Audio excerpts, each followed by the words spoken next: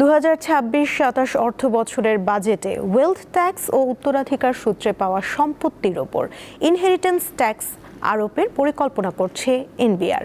রাজস্ব আয় বাড়াতে একই সঙ্গে 4 ধাপে সারা বছর আয়কর জমা নেয়ার পরিকল্পনা করা হচ্ছে। এদিকে কর আদায় জোরদার, দুর্নীতি বন্ধ, প্রযুক্তির সর্বোত্তম ব্যবহার এবং কর প্রশাসনের দক্ষ জনবল নিয়োগের তাগিদ দিয়েছে সিপিডি। বর্তমান সরকার 2026-27 অর্থবছরের বাজেট উপস্থাপনের সম্ভাব্য তারিখ নির্ধারণ করেছে আগামী 11 জুন। রাজস্ব বাড়াতে আসন্ন বাজেটে সম্পদশালী ব্যক্তিদের কাছ থেকে ইনকাম ট্যাক্সের বাইরে আরও কিছু সম্পদ কর আদায় করতে চায় জাতীয় রাজস্ব বোর্ড এনবিআর। এর জন্য ওয়েলথ ট্যাক্স অ্যাক্টকে নিয়ে আসার কথা বলছেন তারা। এছাড়াও ইনহেরিটেন্স ট্যাক্স চালু করার কথা জানিয়েছেন এনবিআর চেয়ারম্যান। এবার আমরা চিন্তা করছি এবং আমাদের টিম কাজ করছে যে আমরা আবার ওয়েলথ ট্যাক্স অ্যাক্টটাকে আমরা নিয়ে আসতে পারি কিনা।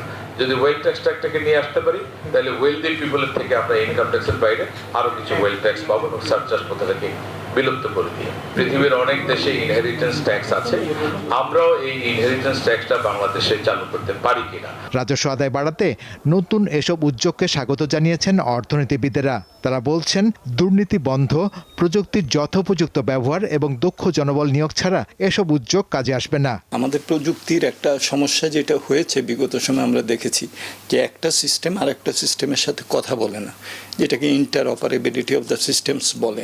এটার কারণে এনবিআর এর অফিসাররা কিন্তু ধরতে পারেন না যে কোথায় এখানে লিকেজটা হচ্ছে, কোথায় দেওয়ার কথা কিন্তু দেয়া হচ্ছে না।